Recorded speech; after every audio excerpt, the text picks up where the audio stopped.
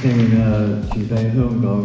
嚟輸入 Shirley 分享佢對露宿者嘅服務。呢位小姐係好勤力嘅人，香港好出名嘅人之一。佢嘅故事好感動嘅。Shirley 多謝你分享。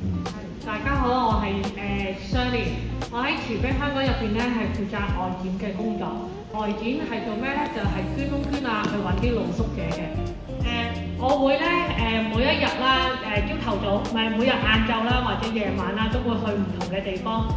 天橋底啊，公園啊，或者係隧道啊，甚至乎係麥當勞，我都會去。目的咧係想除咗去揾佢哋之外，其實係想睇下佢哋夠唔夠衫着啦，有冇嘢食啦，甚至乎咧係想同佢哋建立一個好好嘅關係。我哋會同啲露宿者成為朋友啦，主要就係希望透過做咗朋友之外咧，可以聆聽到佢哋究竟發生緊咩事啦，佢哋真正嘅需要係啲乜嘢，咁我哋先至可以幫助佢哋嘅。咁呢個伯伯啊，咁其實佢喺油麻地瞓咗呢個木櫃度20年，木櫃入邊咧其實係冇燈啦、冇窗啦，同埋個櫃太細啊，咁佢只係能夠坐喺度瞓覺咯。即係伯伯佢都會靠幫成條街嗰啲鋪頭去抌垃圾，以抌垃圾係為生嘅。呢個櫃入邊咧，其實係只有一張被，咁有少少食物嘅。咁嗰張被咧，其實你見到啦，已經係好殘舊啦，同埋好多虱。咁你想象下，我哋自己有張床瞓，我哋有冷氣，我哋有自己間房，但係伯伯嘅居所就淨係呢一個木櫃，而佢每一晚咧都係只能夠坐喺度瞓覺咯。同咗伯伯耐咗之後咧，建立咗關係。原來伯伯從來冇入過呢個茶餐廳嘅。有一次咧，我就同伯伯講，我哋邀請佢入茶餐廳，跟住咧入茶餐廳咧，佢就第一下就講咗，哇！原來冷氣係咁涼嘅。即係嗰下咧，我哋就覺得即係好感動啦。慢慢咧，我哋就勸到伯伯上咗老人院啦。你睇下伯伯就因為我哋一班義工啦，係願意踏出我哋嘅第一步，去接納佢哋啦，去幫助佢哋啦。伯伯就能夠喺黑暗嘅地方咧，就走翻出嚟。佢之後嘅日子咧，都唔使再喺個木櫃嗰度生活啦。Shirley，呢幾年你哋幫助幾多個露宿者揾地方住？淨係我自己啦，就已經幫咗100個嘅。但係如果我哋成個團隊咧，就幫咗唔止啦，即係應該就幾百個咯。咁另外呢一個咧，就係另外一個喺南京街，我哋佐敦嘅南京街嗰度一個叔叔，佢每一日咧都係會坐喺度瞓覺。睇到佢中間嗰張相咧，佢一共坐咗喺度瞓咧，瞓咗成34年。你想象下一個人，佢坐喺度瞓覺30幾年，佢冇朋友冇剩。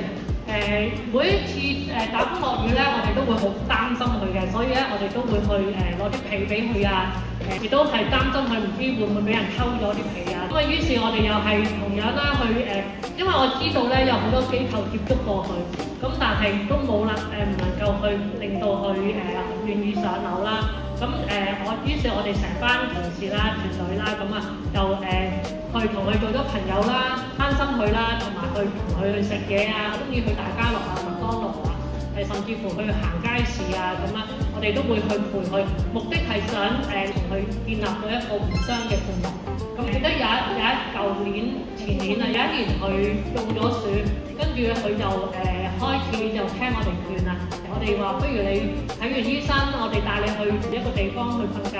於是我哋就帶咗上老人院。咁係啦，佢喺老人院嗰度咧，見到張床，佢好開心，佢即刻上床瞓，一瞓就瞓到第2日嘅天光，幾開心。佢之前咧露宿嘅時候，我哋就會煮嘢食喺公園度同佢一齊食。我哋希望即係我哋慈悲香港咧係有一樣唔同，希望我哋用家人嘅身份啦、朋友嘅身份啦睇呢個。頭先咧我講咧，原來麥當勞咧都係有露宿者嘅。咁原來麥當勞夜晚黑咧，其實我從來冇諗過咧，原來麥當勞我哋由細到大中意去嘅地方啦，原來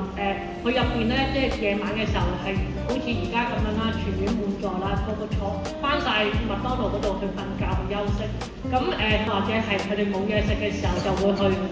執二手嘢食啦。我記得有一個婆婆同我講啦，佢每一日都好中意飲咖啡嘅。咁但係佢點樣去飲咧？就係、佢會將每張台人哋飲定嘅咖啡倒埋一杯，咁啊就成為佢每一日嘅嗰一杯嘅咖啡。咁所以咧，通常我去到麥當勞，我見到佢哋咧，我都會每人買一個餐啦，坐喺度同佢哋一齊去分享，一齊去食，咁啊一齊傾偈啦，一齊捉棋啦。我就將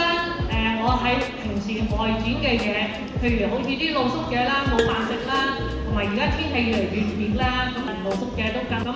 亦都佢哋冇得叉電啦，好多時而家連麥當勞都好少有得叉電嘅，咁佢哋就會去巴士嗰度搭長途巴士，入面就叉電啦、瞓覺啦咁啊，甚至乎咧佢哋可能會全日都冇人講嘢啦，甚至乎可能係幾日啊、成幾個月啊都冇人同佢傾偈。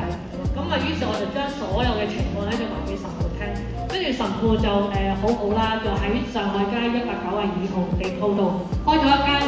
慈悲香港之家，呢個係一個社區嘅客廳，係俾嗰啲無家雞入嚟沖涼。個地方係有個廳啦，其實唔係好大，但係咧就可以入嚟沖涼啦、睇電視啦，